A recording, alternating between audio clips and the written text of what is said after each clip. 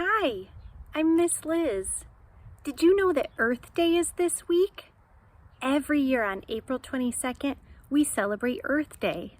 It's a time for us to think about all the different things we can do to help take better care of our Earth. So today we're going to be reading a story called The Lorax. And in this story, I want you to think about some of the things you see and how we might be able to take better care of our planet.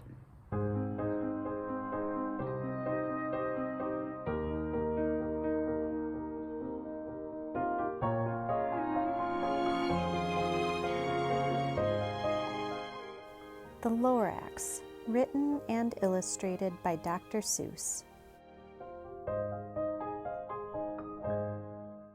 At the far end of town where the grickle grass grows, and the wind smells slow and sour when it blows, and no birds ever sing excepting old crows, is the street of the lifted Lorax.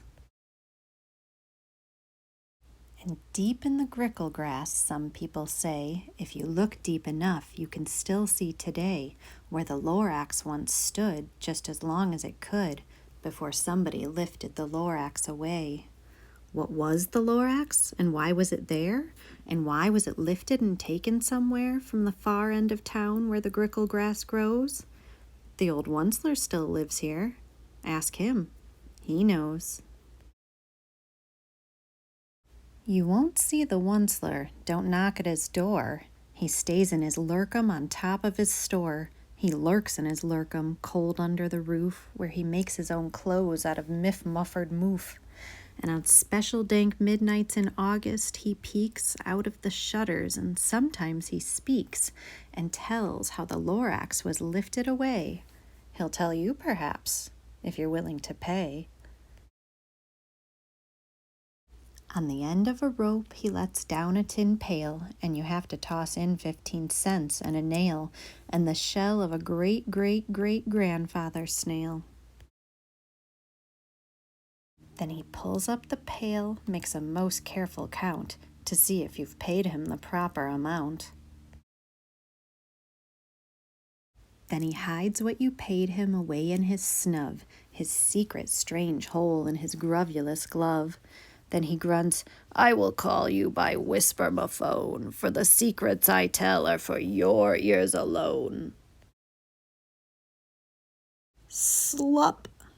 Down slups the whisper-ma-phone to your ear, and the old Onceler's whispers are not very clear, since they have to come down through a snurgly hose, and he sounds as if he had smallish bees up his nose.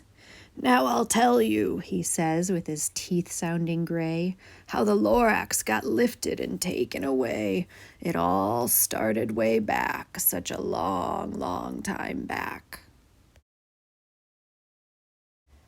Way back in the days when the grass was still green, and the pond was still wet, and the clouds were still clean, and the song of the swami swans rang out in space, one morning I came to this glorious place, and I first saw the trees, the truffula trees, the bright-colored tufts of the truffula trees, mile after mile in the fresh morning breeze.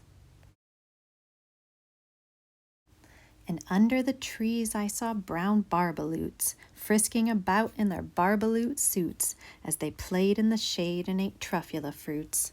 From the ripulous pond came the comfortable sound of the humming fish humming while splashing around. But those trees, those truffula trees. All my life I'd been searching for trees such as these. The touch of their tufts was much softer than silk, and they had the sweet smell of fresh butterfly milk.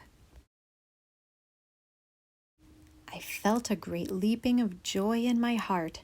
I knew just what I'd do. I unloaded my cart. In no time at all, I had built a small shop.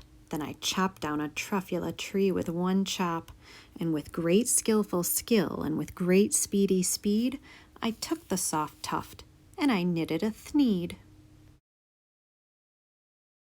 The instant I'd finished, I heard a gazump. I looked. I saw something pop out of the stump of the tree I'd chopped down. It was sort of a man. Describe him? That's hard. I don't know if I can. He was shortish and oldish and brownish and mossy, and he spoke with a voice that was sharpish and bossy. "Mister," he said with a sawdusty sneeze, "I am the Lorax, and I speak for the trees.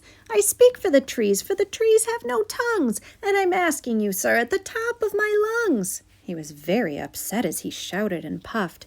"What's that thing you've made out of my truffula tuft?" "Look, Lorax," I said, "there's no cause for alarm. I chopped just one tree. I'm doing no harm. I'm being quite useful. This thing is a thneed. A thneed's a fine something that all people need. It's a shirt, it's a sock, it's a glove, it's a hat. But it has other uses, yes, far beyond that. You can use it for carpets, for pillows, for sheets, or curtains or covers for bicycle seats." The Lorax said, "Sir, you are crazy with greed. There is no one on earth who would buy that fool thneed." But the very next minute, I proved he was wrong, for just at that minute a chap came along, and he thought that the thneed I had knitted was great. He happily bought it for $3.98. I laughed at the Lorax. "You poor silly guy, you never can tell what some people will buy." "I repeat," cried the Lorax, "I speak for the trees." "I'm busy," I told him. "Be quiet, if you please." I rushed across the room and in no time at all built a radio phone. I put in a quick call. I called all my brothers and uncles and aunts, and I said, "Listen here, here's a wonderful chance for the whole Wunsler family to get mighty rich. Get over here fast, take the road to North Nitch, turn left at Weehawk and sharp right at South Stitch." And in no time at all, in the factory I built, the whole Wunsler family was working full tilt. We were all knitting thneeds, just as busy as bees, to the sound of the chopping of truffula trees. Then, oh baby, oh how my business did grow. Now chopping one tree at a time was too slow, so I quickly invented my super axe hacker, which whacked off 4 truffula trees at one smacker. We were making thneeds 4 times as fast as before, and that Lorax, he didn't show up anymore. But the next week he knocked on my new office door. He snapped, "I'm the Lorax who speaks for the trees, which you seem to be chopping as fast as you please. But I'm also in charge of the brown barbaloots, who played in the shade in their barbaloot suits and happily lived eating truffula fruits. Now, thanks to your hacking my trees to the ground, there's not enough truffula fruit to go round, and my poor barbaloots are all getting the crummies because they have gas and no food in their tummies." They loved living here, but I can't let them stay. They'll have to find food, and I hope that they may. Good luck, boys, he cried, and he sent them away. I, the Wunsler, felt sad as I watched them all go. But business is business, and business must grow, regardless of crummies and tummies, you know. I meant no harm, I most truly did not. But I had to grow bigger, so bigger I got. I biggered my factory, I biggered my roads, I biggered my wagons, I biggered the loads of the thneeds I shipped out. I was shipping them forth to the south, to the east, to the west, to the north. I went right on biggering, selling more thneeds, and I biggered my money, which everyone needs. Then again he came back. I was fixing some pipes when that old nuisance Lorax came back with more gripes. "I am the Lorax," he coughed and he whiffed. He sneezed and he snuffled, he snargled, he sniffed. "Wunsler," he cried with a cruffulous croak. "Wunsler, you're making such smogulous smoke. My poor swami swans, why they can't sing a note. No one can sing who has smog in his throat." "And so," said the Lorax, "please pardon my cough. They cannot live here, so I'm sending them off. Where will they go? I don't hopefully know. They may have to fly for a month or a year to escape from the smog you've smogged up around here. What's more, snapped the Lorax, his dander was up, let me say a few words about Gluppity Glup. Your machinery chugs on day and night without stop, making Gluppity Glup also Schloppity Schlop. And what do you do with this leftover goo? I'll show you, you dirty old Onceler man, you. You're glumping the pond where the humming fish hummed. No more can they hum, for their gills are all gummed. So I'm sending them off. Oh, their future is dreary. They'll walk on their fins and get woefully weary in search of some water that isn't so smeary. And then I got mad. I got terribly mad. I yelled at the Lorax, "Now listen here, Dad. All you do is yap yap and say bad, bad, bad, bad. Well, I have my rights, sir, and I'm telling you, I intend to go on doing just what I do. And for your information, you Lorax, I'm figuring on biggering and biggering and biggering and biggering, turning more truffula trees into thneeds, which everyone needs." And at that very moment, we heard a loud whack. From outside in the fields came a sickening smack of an axe on a tree. Then we heard the tree fall, the very last truffula tree of them all. No more trees, no more thneeds, no more work to be done. So in no time, my uncles and aunts, every one, all waved me goodbye. They jumped into my cars and drove away under the smoke-smuggered stars. Now all that was left 'neath the bad-smelling sky was my big empty factory, the Lorax, and I.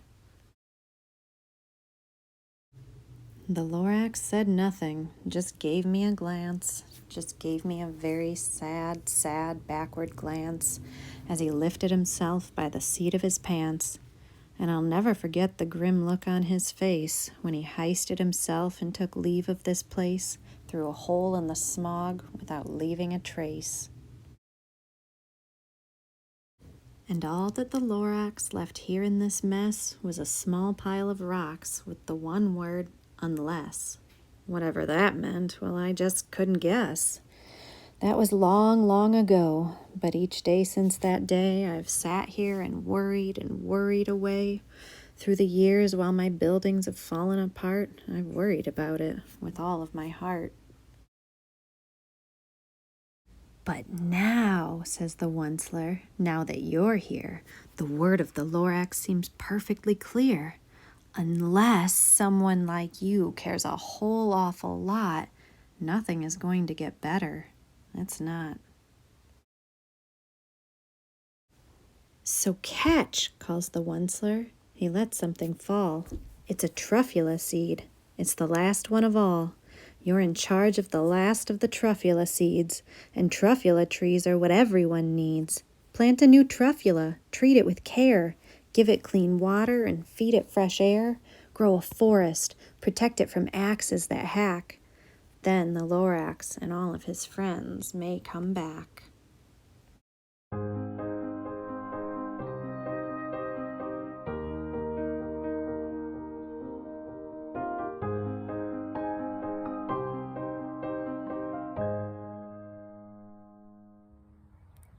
The end. In that story, we saw how the Onceler made some very poor decisions. He polluted, he cut down trees, he hurt lots of animals. But there are lots of ways that all of us can work together to help make changes and help our Earth to be a better place. You can turn off the water while you brush your teeth.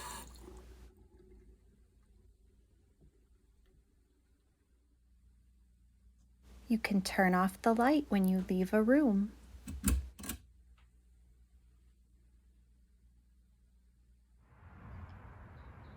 You can plant something outside.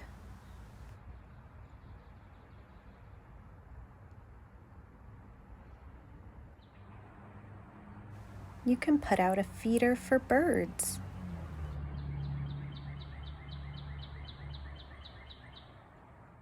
Talk to your family and talk to your teachers about some of the things that you can do to help our planet.